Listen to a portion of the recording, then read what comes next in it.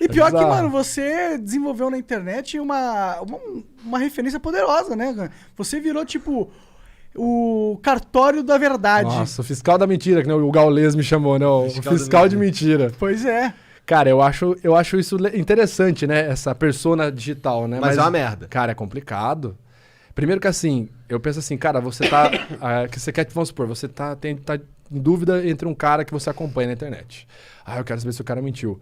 Ok, tem um canal que clama, que ele faz análises e tal, ele mostra, por mais que eu me esforce, eu mostro ali a referência científica, coloco ali a explicação, nunca afirmo, o cara é um mentiroso, nunca coloco opinião pessoal, juízo de valores, nada. Mas, cara, eu acho complicado você confiar 100% numa pessoa.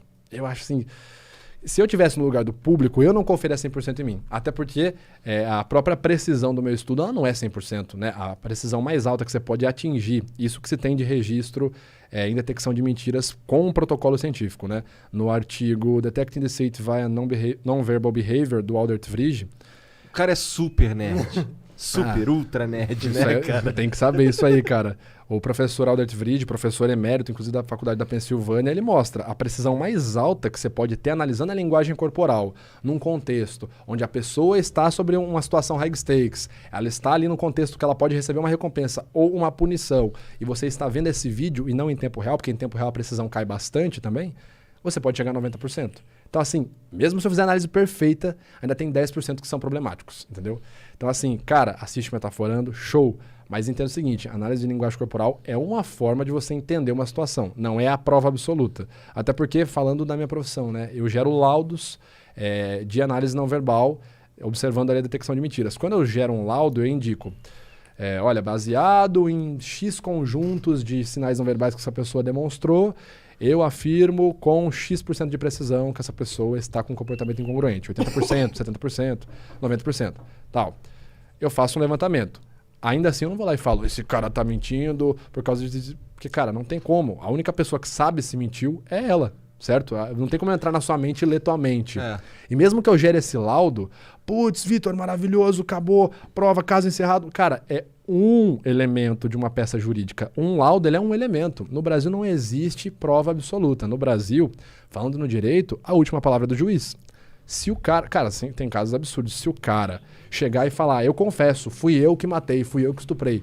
Se tiver uma confissão, que é um tipo de prova, ela ainda assim, o caso pode ser anulado, a prova pode ser anulada, o cara pode não ganhar ou não perder, se ele quiser perder o caso, porque é a última palavra do juiz. Tem casos assim, inclusive falando da confissão, o cara pode ter confessado por se sentir coagido também, isso não quer dizer muita coisa.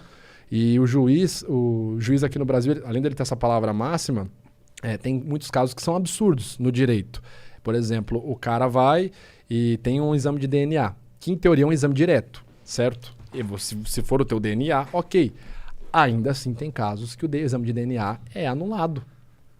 Entendeu? Então, assim, em resumo... E esses casos acontecem no mundo inteiro? Cara, no mundo inteiro. Entendi. É que tem um ponto muito complicado, cara. No Brasil, a gente não tem muito recurso. Falando assim, especificamente do direito, não tem muito recurso. Então, aquela coisa que a galera imagina...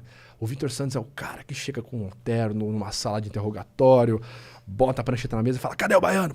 Isso não existe, tá ligado? Cara, isso não existe.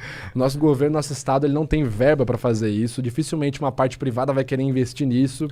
Tem uma estatística aí que, tipo, 80 e não sei quantos % dos homicídios não são solucionados. Sim, o Brasil é... Cara, assim, esses dados, infelizmente, são muito altos no Brasil. Sim, acho que é acima de 80%. É meio absurdo, né, mano? É meio absurdo. Tipo, a chance de eu matar alguém e ser pego é muito menor do que eu sair livre.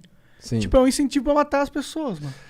Não sei se é um incentivo pra matar, mas realmente é um dado bem complicado. É uma expressiva muito complicada. Tipo, pelo menos se eu tô na minha vida e a opção matar surge, se eu tenho uma chance em 5 de ser preso, essa opção fica um pouco mais... Se eu sou um psicopata ou um cara que tá apto à violência, tá ligado? Não e tem muita gente... E, cara, vamos ser sinceros, eu não sou a favor da violência, o caralho.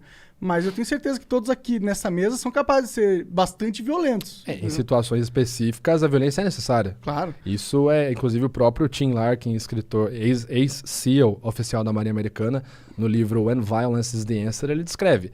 Existem pequenas situações que talvez a maioria das pessoas não passe na vida, ok? Pequenas situações, As que passarem irão passar no máximo uma, ou raramente uma outra pessoa irá passar no máximo 2, que é quando a sua vida é diretamente ameaçada. Nesses casos onde sua vida está diretamente ameaçada e onde a violência é aplicada, você deve reagir de forma muito mais violenta. Então, em alguns casos super específicos, né? Mas peraí, não um comportamento violento. Vou dar um exemplo polêmico aqui, né? Olha lá.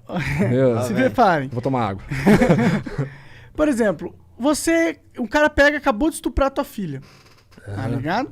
E aí eu sei que eu tenho uma chance em 5 de ir preso se eu matar esse cara. É crime passional. Pode ser visto como crime passional. Ok, mas eu tenho certeza que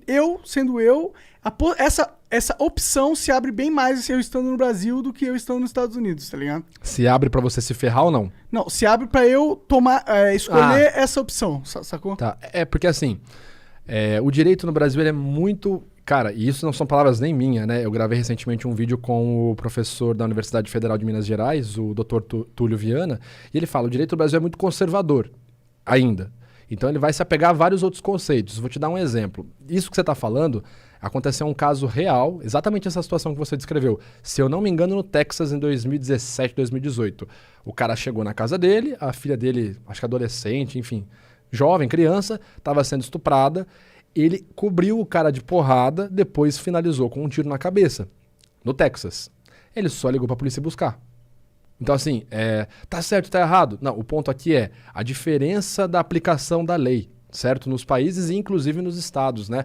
Pegando o próprio Texas como exemplo, se você observa ali a legislação armamentista, né? Por exemplo, a lei do desarmamento, tem várias situações diferentes, mas por exemplo, nos Estados Unidos, isso é regulamentado nos estados. Então, por exemplo, no Texas, aspas, quase todo mundo pode ter uma arma.